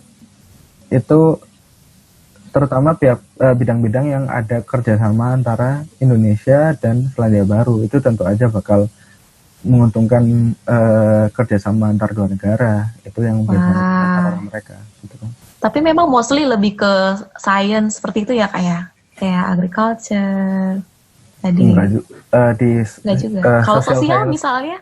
Nah itu tadi yang di business, yang di bisnis mas. School of Government, Policy. Politik masih ada ya, nyambung ya. Urban planning kan juga sebenarnya agak sosial dikit, itu ada juga. Oke, jadi bisa cukup beragam. Macam-macam kok. Ada juga yang background S1-nya itu dari pendidikan polisi, bisa dapat juga di NZAS. Tentunya di S2-nya nggak di engineering dong, karena S1-nya dia di Akpol. Itu bisa juga dapat. Sebenarnya ya gimana kalian mendefend kontribusi kalian sih di pembangunan Indonesia di sektor-sektor tadi, terutama di sektor yang ada kerjasama Indonesia New Zealand. Wah, menarik banget ya informasi dari Karyo ya teman-teman. Jadi bisa banyak hal program yang bisa diambil. Oke Kak, ini lanjut ya dari Kak Daris Ramadan. Ini terkait pengalaman Kakak dan program studi. Jadi pertanyaannya kalau boleh tahu kemarin ambil program studi apa di Auckland dan Kakak ada background pekerjaan di bidang apa sebelum daftar, dan bagaimana strategi Kakak dalam memilih program studi yang sesuai dengan priority sector yang disarankan oleh beasiswa NZAS ini. Oke. S1 saya itu teknik perminyakan di ITB dan kemudian karena waktu itu saya sedikit cerita aja sih. Jadi waktu di semester akhir di mata kuliah di S1 saya itu saya akhirnya ngambil tugas akhir tentang teknik panas bumi gitu. Nah, salah satu dosen yang membimbing saya itu merekomendasikan kamu nanti coba daftar beasiswa ini, NZAS ini. Di Selandia Baru ada program studi Master of Energy yang di dalamnya itu belajar tentang panas bumi gitu. Jadi saya akhirnya coba daftar itu dan kebetulan memang itu termasuk di salah satu sektor di renewable energy kan, di sektor prioritasnya NZAS. Nah, setelah lulus S1 saya kemudian bekerja dan sampai sekarang juga setelah pulang kuliah saya masih bekerja di salah satu NGO dan konsultan namanya Yayasan Indonesian Institute for Energy Economics. Saya sebagai researcher dan program development officer sekarang. Jadi sebelum berangkat tuh saya posisinya junior researcher, sempat mengerjakan beberapa project sebagai konsultan juga di bidang energi dan terutama di kebijakan energi. Jadi masihlah di sektor yang sama gitu. Dengan pilihan studi saya di Master of Energy University of Auckland. Oke Kak, dan ini ada pertanyaan lagi dari Kak Ahyaiti Fuka Virjirana terkait LOA. Jadi tadi kan tidak perlu memiliki LOA saat mendaftar. Apabila sudah diterima oleh beasiswa ini, namun belum mendapatkan universitas yang kita daftarkan, apakah beasiswanya dibatalkan atau bisa mendaftar di universitas lain lagi? Setelah misal kalian daftar NZTS belum ada LOA, setelah proses pendaftaran beasiswanya kalian dapat nih jadi preferred candidate dan kalian diperbolehkan untuk mendaftar di pilihan kalian. Misal contoh kasus untuk pilihan saya ya di Master of Energy yang kebetulan saya belum dapat LOA nih. Nah setelah itu kalian bisa mendaftar Master of Energy. Kebetulan untuk Master of Energy itu ada yang intake di semester 1 masuk bulan Maret, ada juga intake semester 2 di bulan Juli setiap tahunnya. Jadi kalian bisa milih. Itu ada sedikit perbedaan sih untuk di susunan mata kuliahnya. Tapi tentu aja dengan syarat-syarat itu yang kalian untuk daftarkan, kalau kalian udah dapat beasiswa tentu akan dimudahkan oleh pihak kampus. Nah tapi perlu dicatat juga karena kalian untuk mendaftar program studi itu harus punya IELTS juga. Jadi pasti kalian harus punya IELTS-nya itu dulu gitu. Jadi misal nih worst case-nya ya, nggak worst ya sebenarnya. Kalian setelah dapat beasiswa tapi kalian belum IELTS ya, kalian IELTS dulu sampai dapat angka skor yang sesuai dengan requirement jurusan kalian. Nah kalau itu semua udah terpenuhi sih bakal mudah kak. Toh kalian udah dapat tiket berupa status kalian sebagai preferred candidate beasiswa NZTS itu bisa diterima untuk intake selanjutnya di program studi universitas yang kalian pilih. Nah, tuh teman-teman ya, jadi kuncinya adalah di beasiswanya. Kalau beasiswa udah dapat ya kayak insya Allah akan lebih mudah untuk diterima di universitas yang kalian inginkan. Nah, ini masih agak berhubungan dengan studi yang Kak Rio ambil ya. Jadi dari Kak Natasha Reta, jadi dia juga berminat mengambil energi gitu Kak. Mau tanya apa bedanya belajar energi di kampus Auckland dan di Indonesia. Lalu di sana lebih banyak self study atau group study dan riset gitu. Jadi saya ceritain sih untuk mata kuliah yang saya ambil. Pertama di semester 1 karena saya 2 semester ya. Pertama semester 1 ada mata kuliah berpasangan nih, Energy Resources dan Energy Technology. Itu kalau ditanya ada self study atau group study, dua mata kuliah ini ada dua-duanya, ada tugas-tugas yang dikerjakan sendiri, ada juga yang berkelompok. Dan berkelompoknya ini karena berkelompoknya gabung dengan mahasiswa-mahasiswa dari negara lain, nah itu tentunya bakal jadi pengalaman yang menarik banget kan buat mahasiswa baru dari luar negeri, dari Indonesia seperti saya waktu itu. Jadi kalau ditanya ada apakah self study atau group study, ada dua-duanya. Kalau kalian punya teman-teman yang bisa buat geng belajar gitu bakal lebih mudah sih, karena tapi tentunya untuk teman-teman yang punya geng belajar kalian ya tentu harus menyocokkan jadwal segala macam, karena di sana kan nggak cuma karena kegiatan banyak banget, mata kuliah yang diambil juga bisa beda-beda, kegiatan di luar kampusnya beda-beda. Jadi nggak kayak misal anak S1 yang kemana-mana bareng gitu, nggak kayak gitu kan. Jadi waktu untuk belajar barengnya mungkin lebih susah aja untuk bisa belajar bareng. Tapi bisa, sangat dimungkinkan, karena beberapa tugas itu ya sangat encourage kita untuk diskusi gitu, terutama kalau untuk mungkin Kak Anissa juga mengalami kan untuk tugas-tugas yang butuh diskusi, untuk tugas yang bikin esai kayak gitu kan, kalau diskusi kan pasti akan lebih mudah dapat inspirasi dan referensi mungkin gitu, bacaan-bacaan itu sangat dimudahkan banget kalau kerjainnya sama teman-teman gitu. Asal nggak plagiat ya. Oke. Oke, nah itu Jadi dia. diskusi itu Jadi, sangat sangat sangat saya sarankan sih, meskipun waktunya ribet buat ngaturnya, tapi bakal seru dan juga kalian pasti butuh support kan untuk belajar menghadapi kehidupan akademik life di sana. Nggak bisa ya kalian sendiri, apalagi sebagai pelajar dari luar negeri. Itu pasti kalian butuh teman buat belajar gitu di lingkungan yang baru. Bakal seru sih kalau kalian ketemu teman-teman baru, baik sama-sama dari Indonesia maupun dari negara lain selama belajar di sana gitu. Tadi apalagi wah itu pertanyaannya? dapat banget ya gambarannya. Iya, Eh, itu Kak riset ya? seputar riset, ada risetnya juga. Oh, untuk riset, jadi memang ada salah satu mata kuliah research project itu kayak syarat kelulusan seperti tesis gitu. Itu 45 poin diambil satu satu poin satu semacam satu slot di semester 1 dan 2 slot di semester 2 gitu. Jadi risetnya dimulai dari awal kalau saya, jadi dari sebelum berangkat udah mulai kontak dengan calon pembimbing sih kalau saya. Sebenarnya nggak harus sih, cuman saya waktu itu mikir praktis supaya bisa lancar selama di sana. Jadi saya udah nyari-nyari dosen pembimbing dari sejak di Indonesia. Saya cari-cari di daftar dosen dan researcher yang ada di sana. Saya cari topik yang cocok. Saya mulai email-emailan dari sejak di Indonesia. Jadi alhamdulillah bisa dapat dan lancar lah waktu itu. Saya risetnya tentang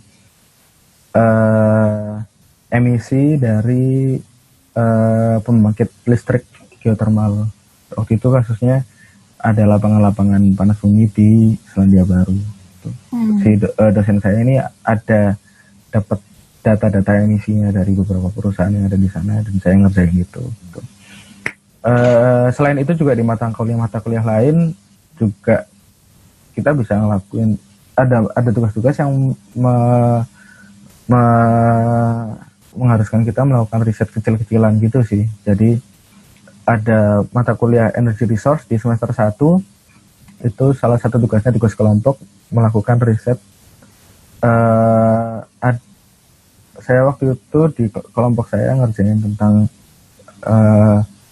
permodelan bagaimana negara Selandia Baru bisa memenuhi kebutuhan energinya selama beberapa tahun ke depan dan meningkatkan porsi energi terbarukannya. Dalam hal ini ada energi terbarukan dari solar atau matahari dan juga dari wind energy atau angin gitu. Itu dikerjakan secara kelompok dan itu banyak risetnya sih, cari-cari referensi, kemudian melakukan permodelan, ngitung-ngitung. Kalau kalian mungkin yang engineering mungkin bisa sih mungkin agak kebayang ya tentang itu. Tapi kalau soal yang ditanya tadi semuanya dapat sih, semuanya dapat untuk di kasus program studi yang saya ambil. Oke Kak, nah ini kan udah tinggal 30 menit lagi, kita coba ada jeda sejenak dulu. Mungkin Karyo juga udah lumayan berenergi gitu ya untuk bertenaga gitu, mengeluarkan banyak tenaga tentunya dalam menjelaskan ini dan tentunya kita coba jeda sekitar 3 menit ya kayak. Oke, tapi teman-teman tetap pantengin ya teman-teman. Jadi aku coba ingatkan dulu kepada teman-teman semua. Bagi kalian yang masih penasaran dengan Kobi Education sendiri selalu punya beberapa layanan, baik tadi dari persiapan IELTS buat kalian yang ingin belajar parsial. Kalau kalian merasa ada yang masih harus di boost, misalnya untuk mau khusus speaking atau mau fokus writing, itu bisa banget. Atau kalian mau belajar dari awal semuanya, atau kita punya all package class ya untuk kelas yang membahas semua skill ini. Dan kita juga punya layanan untuk proofreading. Jadi buat teman-teman yang sudah menyiapkan berkas-berkasnya tapi masih belum pede atau butuh feedback tentunya.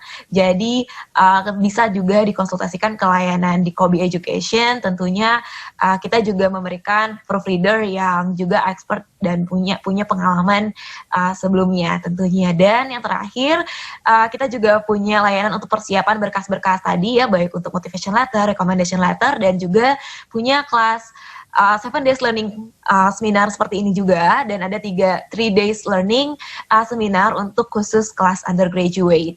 Jadi tunggu apa lagi untuk persiapan semuanya, bisa banget dibersamai dengan Kobi Education teman-teman ya. Dan untuk info lebih lanjut yang lebih tepat dan lebih akurat tentunya bisa kontak ke kontak person yang biasa teman-teman sudah tahu, yaitu Kak Awan, atau bisa juga DM ke Instagram Kobi Education. Oke, dan masih ada pesan-pesan sponsor sebelum kita lanjut lagi ya ke sesi tanya jawab. Saksikan video berikut ini teman-teman.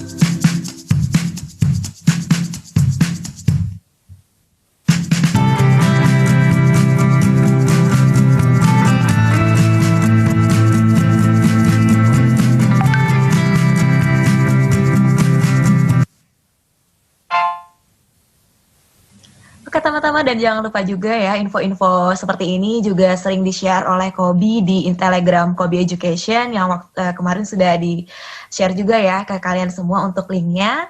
Dan nanti kalian bisa tanyakan ke IG Kobi Education juga untuk dipantengin info-info terbarunya. Oke, Karyo udah siap untuk kita lanjut lagi sesi tanya jawabnya? Siap, lanjut. Oke, nah Kak Rio aja siap, semangat, teman-teman tentu harus lebih semangat lagi ya, walaupun udah malam gitu ya. Oke Kak, nah ini terkait isi pendaftaran dari Kak Givari Abdil. Jadi mau tanya tentang opini pribadi Kak Rio. Tadi kan di format pendaftarannya tertera apa yang ingin kita lakukan untuk Indonesia. Boleh di-sharing nggak Bang pengalaman tentang jawaban pertanyaan itu? Gitu. Jadi waktu itu saya memang dari awal waktu mau daftar program studi yang saya pilih itu Master of Energy, saya milih untuk saya tulis melakukan riset di bidang panas bumi, karena waktu itu memang pertama di program studinya Master of Energy sendiri itu ada mata kuliah panas buminya, kemudian New Zealand sendiri itu ada banyak sekali sumber daya energi panas bumi yang sudah dimanfaatkan untuk jadi pembangkit listrik dan beberapa pemanfaatan lainnya. Jadi mulainya dari situ saya nulisnya. Kemudian di Indonesia sendiri juga banyak sekali sumber daya panas bumi, bahkan pemanfaatannya itu kedua terbesar di dunia. Nah, tapi itu pun baru sedikit sekali dari total potensi yang dimiliki Indonesia. Jadi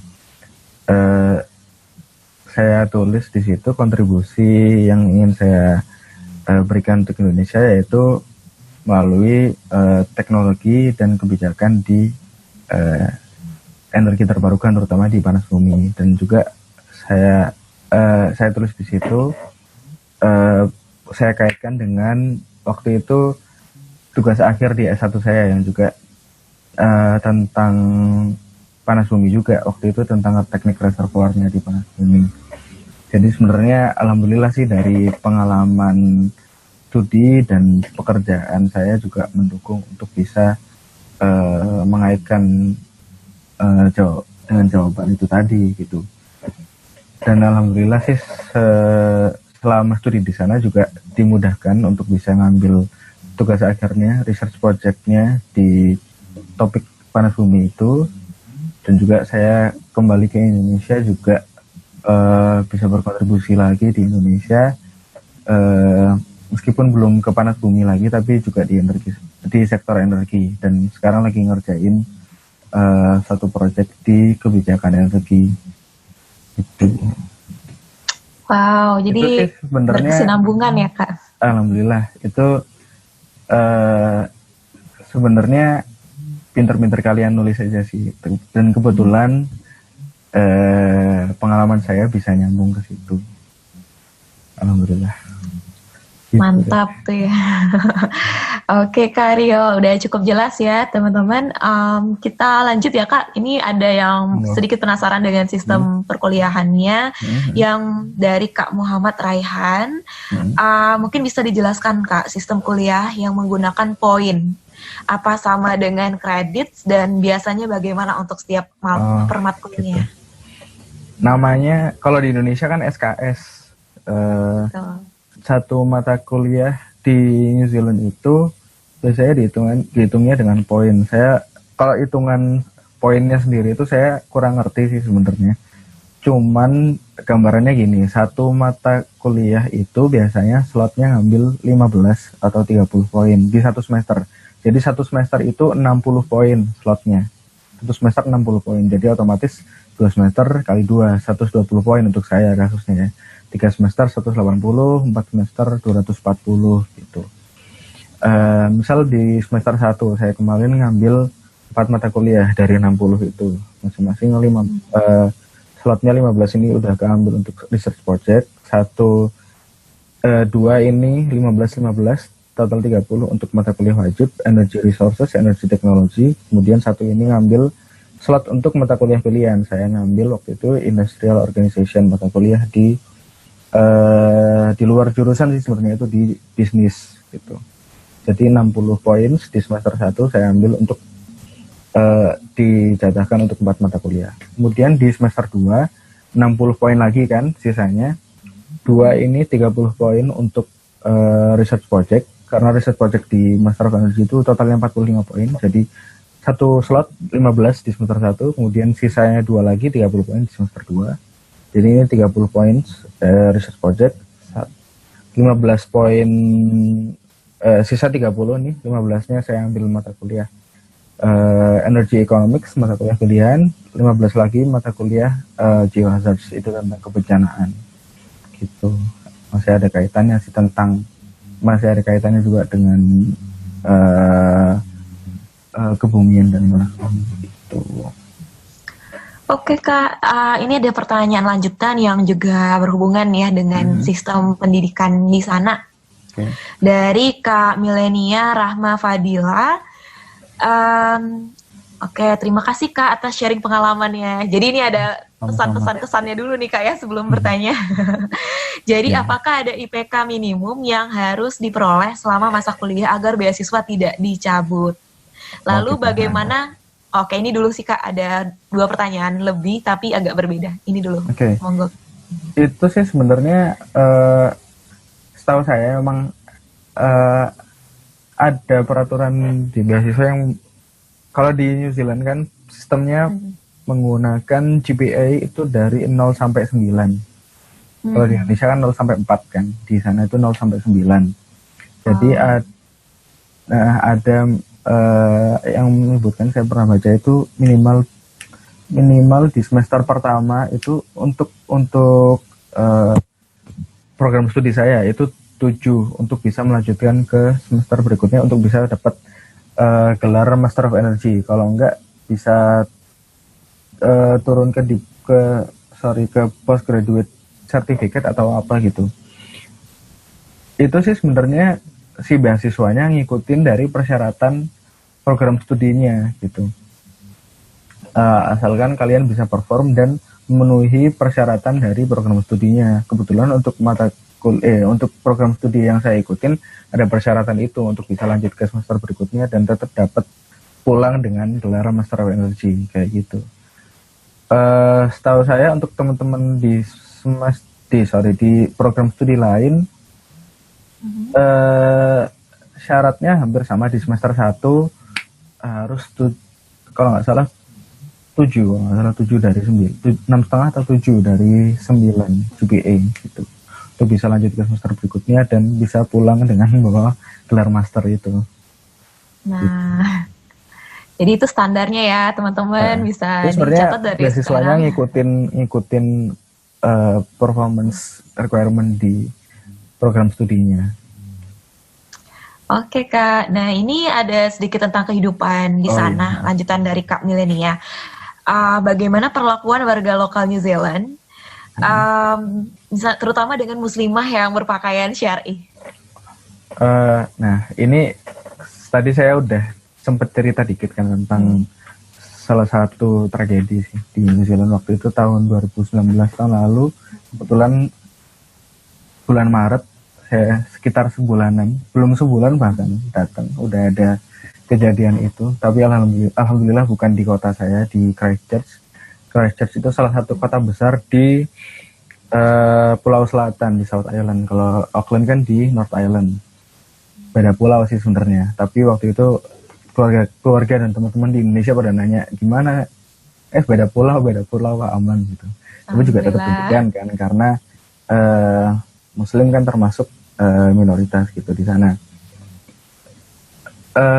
Saya nggak tahu untuk kondisi situasi sebelum kejadian tersebut, tapi setelah kejadian tersebut malah penduduk lokal dan memang ditunjukkan oleh pemerintahnya juga kan sangat menghormati dan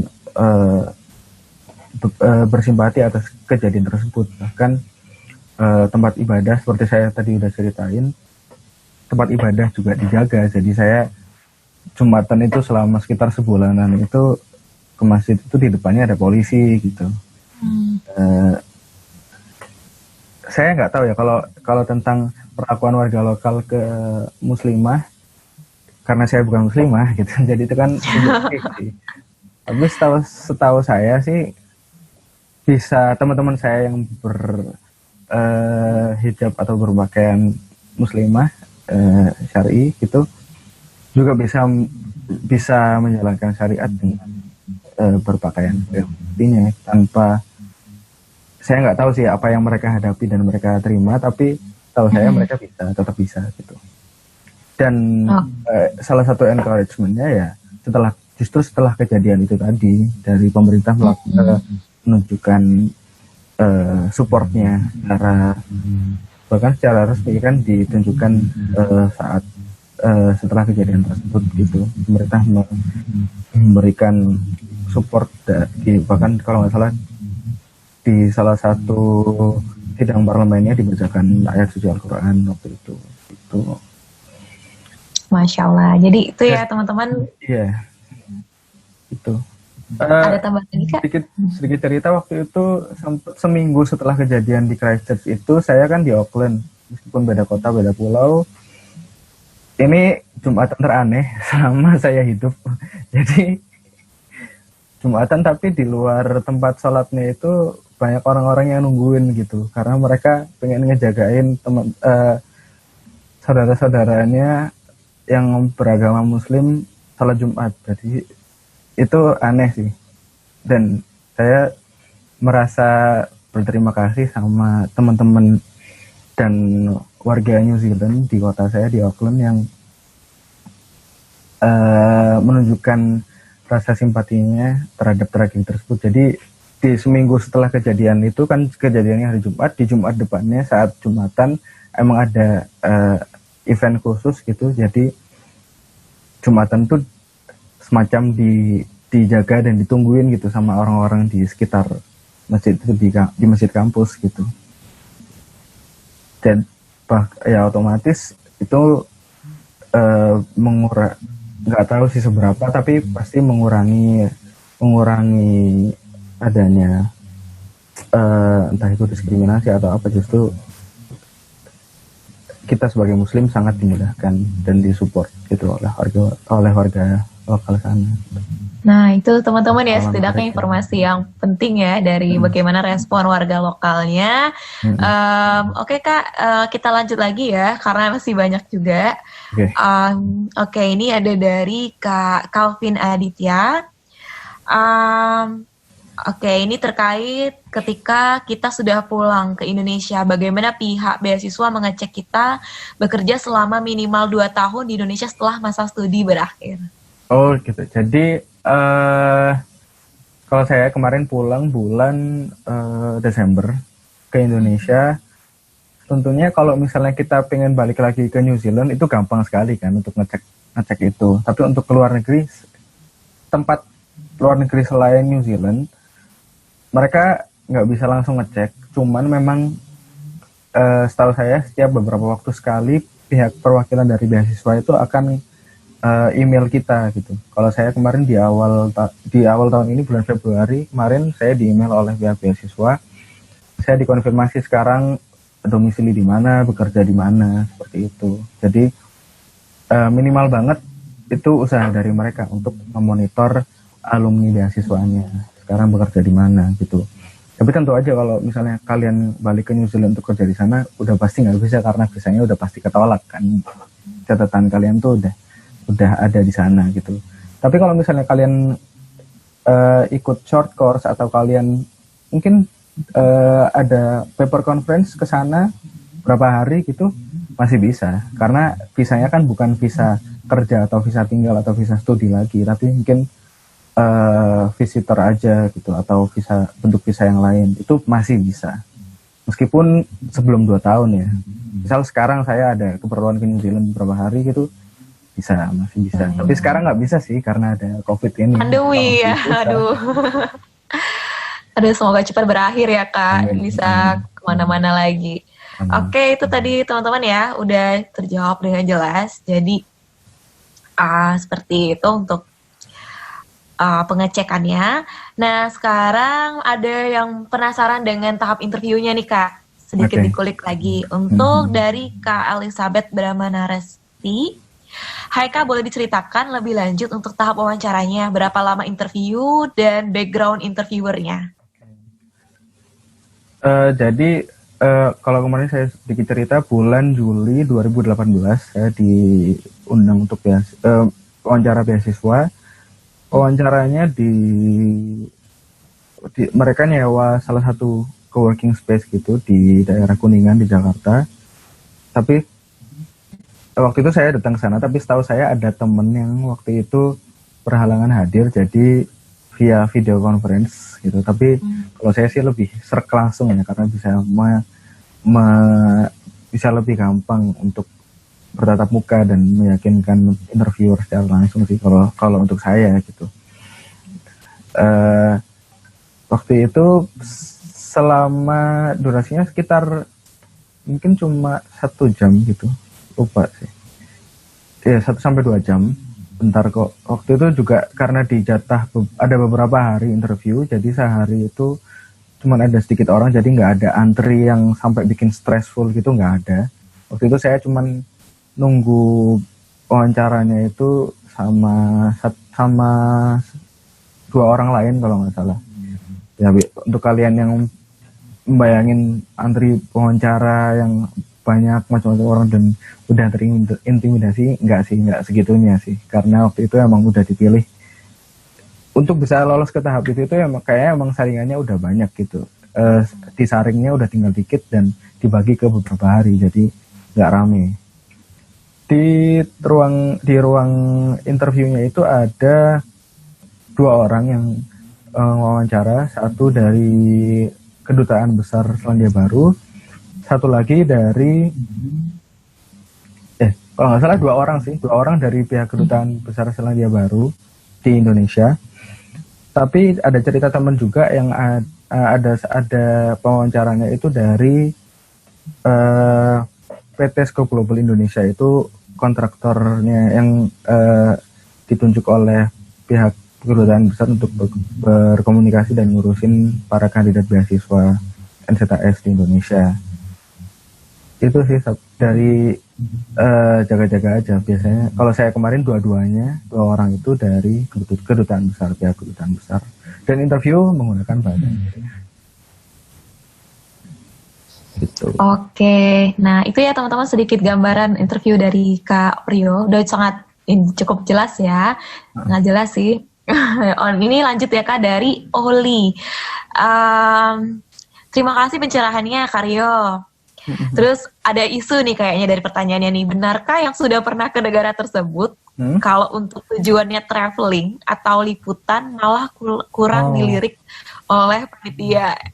Jika bukan yang priority tapi dikaitkan bisakah? Terus sedikit lagi Kak pertanyaannya, aku pengalaman kerja di media sama program studi yang dipilih maksimal kan 2, bolehkah dari satu kampus, misalnya jurusan multimedia dan media communication di Victoria University of Wellington? Wah ini agak cukup banyak Kak pertanyaannya. Oke.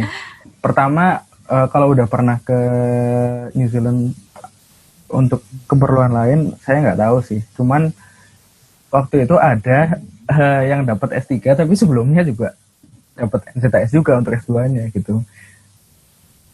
Jadi S2-nya udah dapat NZAS, kemudian setelah di Indonesia kerja berapa tahun, dapat S3 lagi dengan beasiswa yang sama gitu.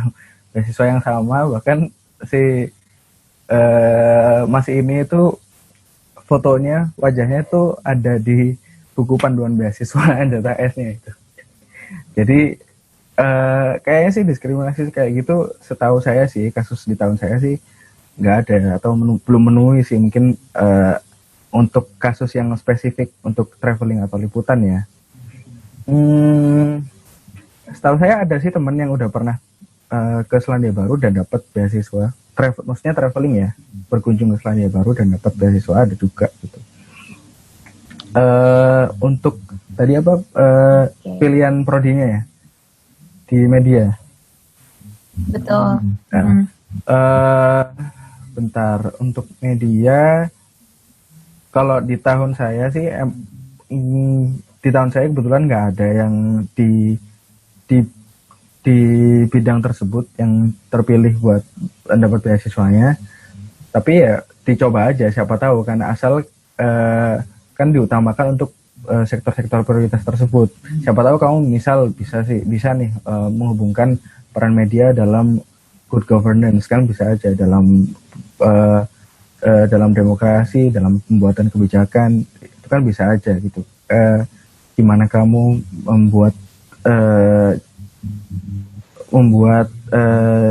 menuliskan jawabannya atau mempertahankan pilihan kamu, pilihan program studi kamu.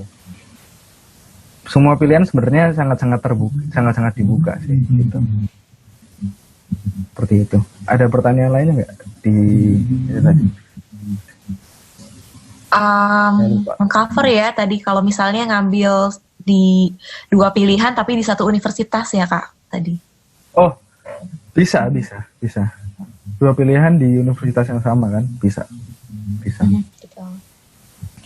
Oke. Tadi ada yang nanya nih di chat ya, tadi untuk interviewnya pakai bahasa Inggris ya Kak ya? Bahasa Inggris. Betul. Oke Kak, ini sepertinya pertanyaan terakhir untuk menutup sesi hari ini dari Kak Konsa Zulfa. Jadi untuk pendaftaran NZAS ini dan di pengalaman Kakak, tahap apa sih yang paling susah dari penulisan esai, wawancara, atau tes psikometri, dan mungkin sekaligus memberikan mengulas lagi untuk strategi dan tips untuk menyelesaikannya. Pengalaman paling susah maksudnya, kayaknya sih teman-teman yang udah sering daftar beasiswa pasti tahu kalau daftar beasiswa itu yang susah adalah menentukan pilihannya, memutuskan memulai mendaftar beasiswanya, bener nggak sih? Jadi mulai daftar beasiswanya, mencari informasinya, mencari pilihan jurusannya, kenapa kita milih jurusan tersebut, mencari mata kuliah yang cocok, memilih kampusnya, kotanya seperti apa, juga mungkin tanya teman-teman yang udah pernah kuliah di sana, kuliah di luar negeri, kuliah di negara yang sama. Itu semua kan informasi-informasi yang dibutuhkan untuk menulis esai atau menjawab pertanyaan-pertanyaan yang ada di form pendaftaran di awal. Dan otomatis kalau kamu bisa menjawab pertanyaan-pertanyaan tadi, akan lebih mudah untuk misal kamu lolos ke tahap wawancara gitu, karena pertanyaannya sebenarnya hampir sama. Ada tambahan beberapa pertanyaan dikit yang ya mereka cuma ingin memastikan bahwa kamu emang benar-benar siap dan cocok untuk berkontribusi di sektor yang kamu pilih, di jurusan yang kamu pilih gitu. Jadi emang paling susah itu dari kamu memutuskan untuk mendaftar beasiswanya, memilih jurusan, mencari informasinya, karena semua itu krusial gitu. Dan itu semua begitu kamu udah selesai dan nulis di esainya, nah itu kan yang bikin kamu deg-degan gitu, apakah kamu dipilih atau enggak, hanya berdasarkan tulisan kamu di esai. Itu kan itu sih yang deg-degan, di nunggu apakah esai kamu itu terpilih atau enggak. Sementara kalau udah kamu di tahap wawancara, pertanyaan-pertanyaannya hampir sama dengan apa yang ada di esai. Pengalaman saya ya, nggak tahu kalau di tahun setelah saya atau tahun mendatang, tapi menurut pengalaman saya, begitu kamu udah yakin menentukan pilihannya, udah serk dan tahu kenapa, why gitu, kenapa kamu milih jurusan itu, kenapa kamu bertekad di situ, apa kontribusi yang akan kamu berikan, itu kamu udah baru jalan lah menurut saya. Terus kalau wawancara itu tadi, tes psikometri nggak seberapa susah sih, kalau menurut saya ya. Tes psikometri mungkin kalian bisa cari di internet, tes psikometri itu apa ya, hampir sama seperti TP-nya, agak lebih susah dikit lah pakai bahasa Inggris, tapi nggak sesusah itu sebenarnya. Dan juga Karyo. Gitu. Udah. Jadi emang teman-teman ya, yang paling susah itu adalah mengawalinya. Jadi harus disiapkan dengan baik, luruskan niat ya, kayak goalsnya, targetnya kayak gitu. Dan tunggu apa lagi ya untuk mempersiapkan tadi beasiswanya, berkas-berkasnya, tentunya ya, dan IELTS-nya. Bisa banget kita siapkan bersama. Promosi lagi nih ya di Kobi Education seperti itu. Jadi mungkin semoga dapat supporting system juga untuk persiapannya. Kak Rio, mungkin terakhir boleh untuk closing statement-nya, pesan dan motivasi buat teman-teman terakhir. Jadi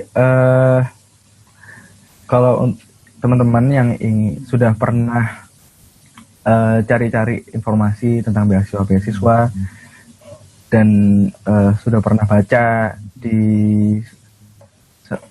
baca ada informasi tentang SCTS, ini bisa menjadi pilihan.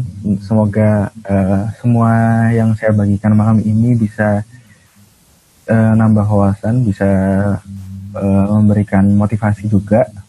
Jadi ada bayangan buat teman-teman buat mendaftar dan makin menambah pilihan dan menambah motivasi untuk daftar beasiswa. Karena menurut pengalaman saya, daftar beasiswa itu satu perjalanan sih, bener nggak sih? Satu perjalanan gitu. Mungkin kalian udah pernah coba ke beberapa beasiswa, dan ini ya takdir saya kebetulan di NCTS ini. Dan kalau buat teman-teman yang mungkin dengar akhir-akhir ini berita tentang gimana penanganan COVID di New Zealand yang emang termasuk salah satu yang bagus gitu. Saya juga memang waktu tinggal selama berkuliah di sana emang membuktikan bahwa emang komunikasi dari pemerintah dan kepatuhan masyarakat pada peraturan, pada hukum di sana itu sangat bagus gitu, sangat tinggi. Kesadaran mereka mematuhi peraturan itu sangat tinggi gitu. itu juga bisa jadi motivasi buat kalian untuk menjadikan Selandia Baru ini menjadi salah satu pilihan buat kalian. Apapun itu alasan kalian mendaftar ke Selandia Baru, saya doakan semoga bisa dilancarkan, dimudahkan. Semoga yang saya berikan ini. Amin. Oke, terima kasih atas pemaparannya, sharing-sharingnya untuk Kak Rio yang sudah juga meluangkan waktu malam minggunya, kayak gitu ya. Semoga pastinya sangat bermanfaat dan mengisi keproduktifan teman-teman di rumah ajanya. Dan terima kasih juga buat teman-teman yang tetap antusias mengikuti. Jadi kita udah di awal kita membahas tentang beasiswa LPDP dan Universitas Harvard. Jadi udah di benua Amerika, kemudian kita udah kemarin pindah ke Swedia, bahas Swedish Institute, terus terbang lagi ke UK kemarin yang hari ketiga, dan sekarang kita terbang lagi nih ke Selandia Baru. Betul. Jadi sangat journey kita ini sangat interesting banget loh ya teman-teman, dan tentunya besok masih akan ada sharing seperti ini, yaitu bersama Kak Rifki Furqan tentang beasiswa DAAD, beasiswa Jerman, kembali lagi ke Eropa, seperti itu di jam yang sama, 7:30 sampai dengan 9:30, dan nanti seperti biasa link akan dibagikan. Oke teman-teman, sekali lagi aku ingatkan bahwa pertanyaan yang tak terjawab nanti yang sering ditanyakan yang masuk di kolom Q&A pada sesi seminar online akan dikurasi, dikompilasi dan dijawab oleh tim dan dijawab oleh pemateri, dan jawaban dari pertanyaan tersebut akan dikirimkan dalam bentuk PDF setelah 7 hari kerja. Oke teman-teman, terima kasih banyak untuk join seminar malam ini. Sekali lagi terima kasih Kak Rio. Saya akhiri. Assalamualaikum warahmatullahi wabarakatuh. Bye-bye guys, sampai jumpa besok. Sehat-sehat Kak Rio. Ya, sama-sama Mbak Anissa.